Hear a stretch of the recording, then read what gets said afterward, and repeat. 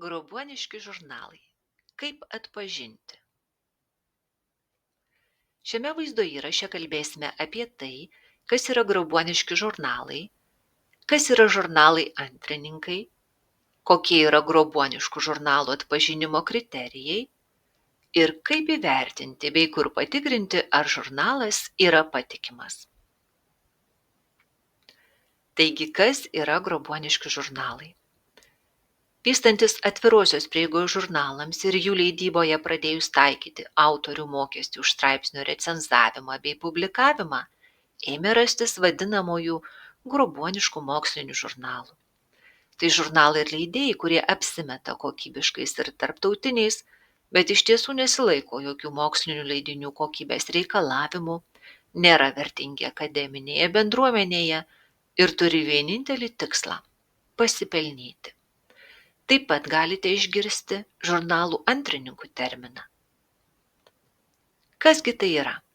Žurnalai antrininkai – viena iš grobuoniškų žurnalų atmainų.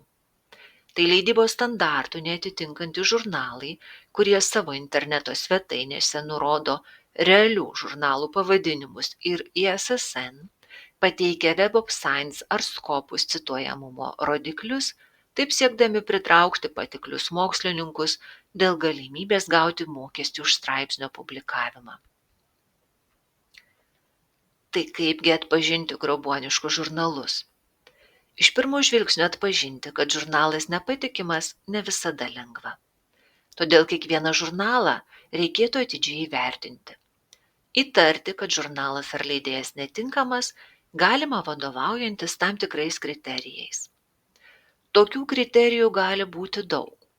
Tačiau pagrindiniai grobuoniškų žurnalų atpažinimo kriterijai yra šie. Tai neįprastai greitas straipsnio priėmimas. Taip pat spartus recenzavimo procesas arba jo nebuvimas. Dideli publikavimo mokesčiai be aiškaus pagrindimo. Ir neaiškus apmokėjimo procesai. Bendrinis žurnalo pavadinimas, kurį lengva supainioti su kitų žinomų žurnalų pavadinimais. Taip pat neįmanoma identifikuoti žurnalo vyriausiojo redaktoriaus, redkolegijos, o redkolegijos sąrašas gali būti platus, bet narių kvalifikacija abejotina arba netikra. Nėra realių kontaktinių duomenų, fizinio adreso, dažnai nurodomas tik abstraktus elektroninio pašto adresas. Trūksta informacijos apie straipsnio pateikimo ir publikavimo procesus.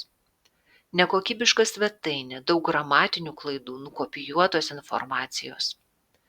Labai plati arba neaiški žurnalo tematika, neapibrėžti reikalavimai straipsniams.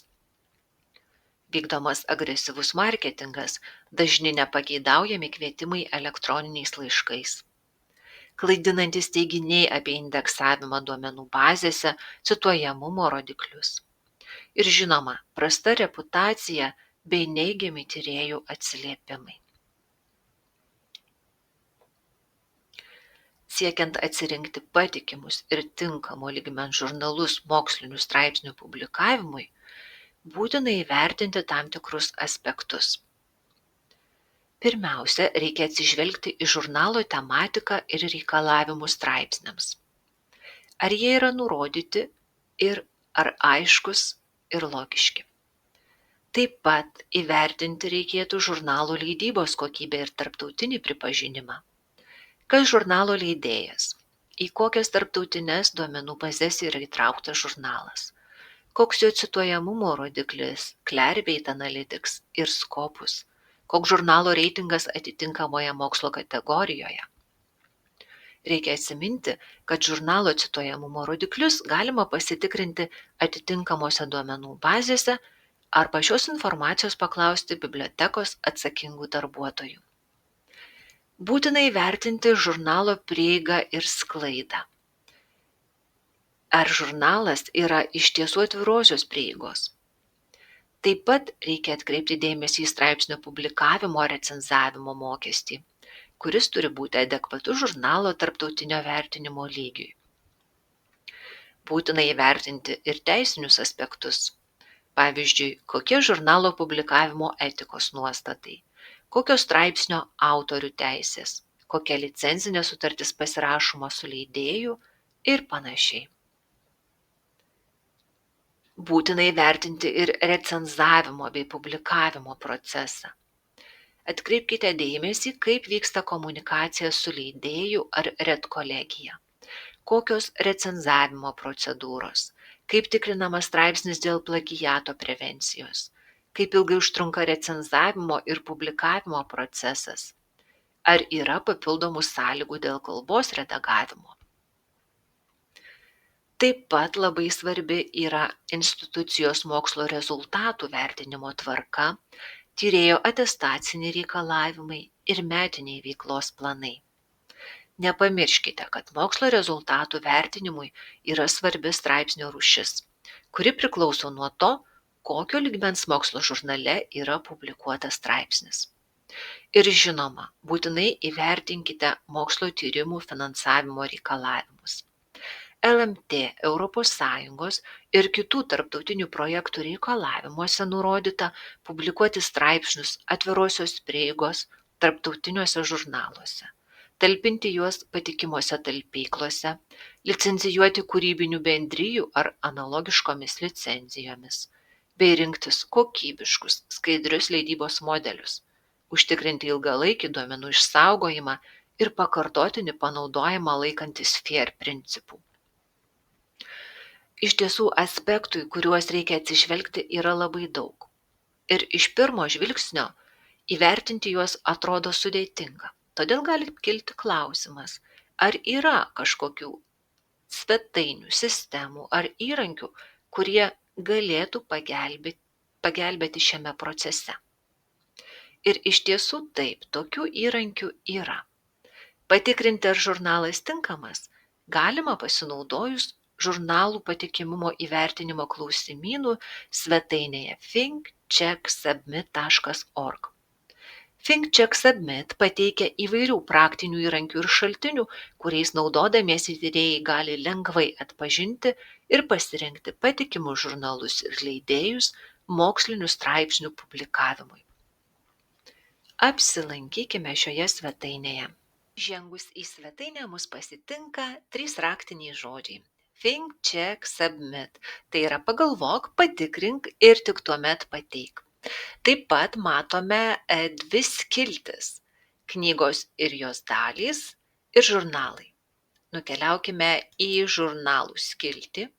Čia iš karto galime pasirinkti mums aktualią lietuvių kalbą ir štai mums pateikiamas klausimynas lietuvių kalba. Ir vėlgi iš pradžių mes skatiname pagalvoti. Štai yra pateikiami teiginiai, kuriuos reikėtų gerai apmąstyti ir tik tada pasitikrinti.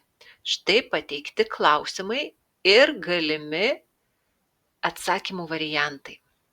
Iš karto klausimyne turime pasirinkti visus mums tinkamus atsakymo variantus. Juos galima pažymėti varnelėmis. Taip, visus mums tinkamus pažymime.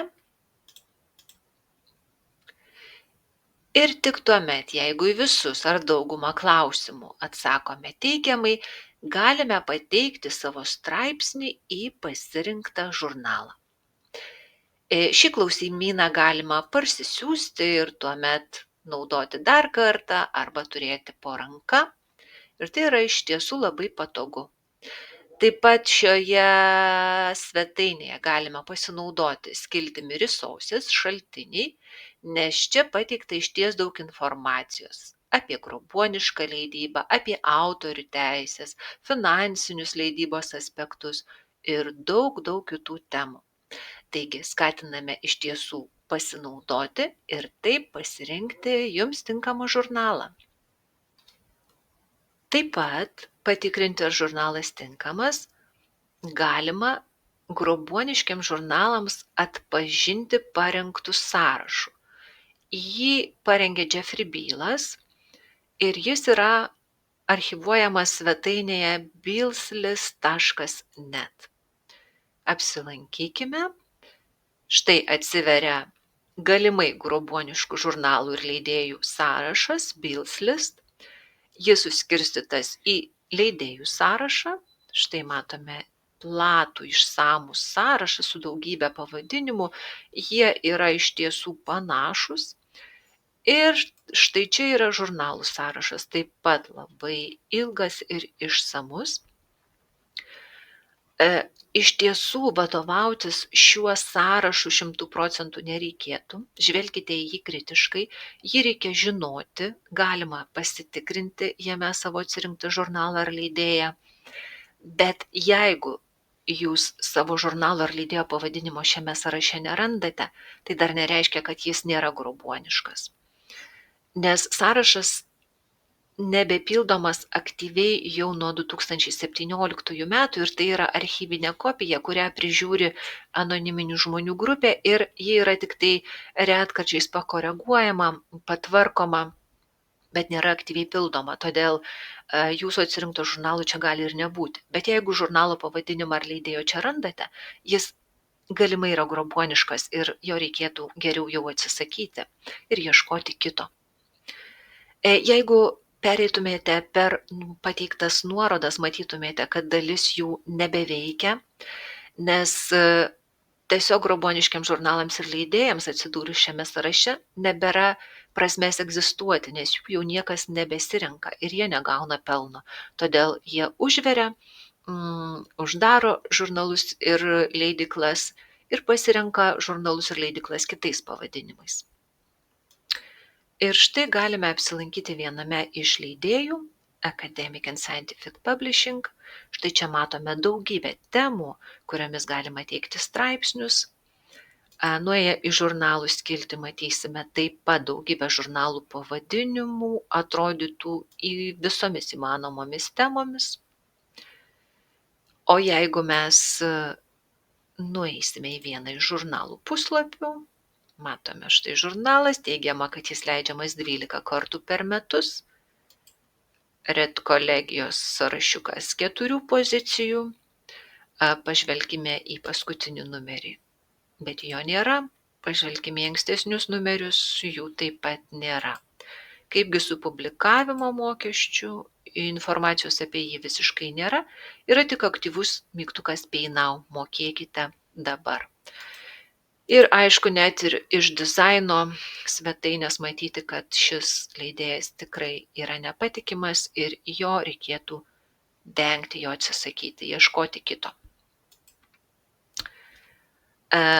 Daugiau informacijos apie patikimų žurnalų ir leidėjų atranką galima rasti taip pat ir Kauno kolegijos Moodle kurse Mokslinė komunikacija ir konkrečiai temoje mokslinio tyrimo rezultatų publikavimas.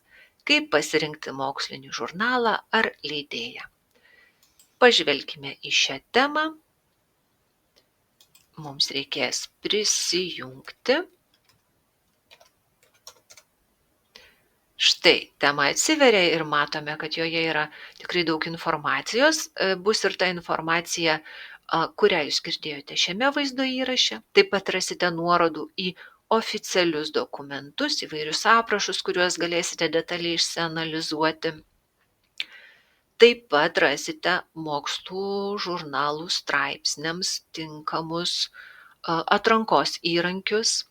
Štai čia yra, pavyzdžiui, Web of Science žurnalų paieška ar ne nuorodos į šią paiešką, nuorodos į Scopus žurnalų paiešką, yra pateikti įvairių leidėjų įrankiai, kuriais pasinaudojus galima rasti tinkamą žurnalą savo straipsniui publikuoti, yra pateikti tarptautinių leidėjų žurnalų sąrašai, atvirosios prieigos žurnalai ir taip pat Lietuvos recenzuojami mokslo žurnalai.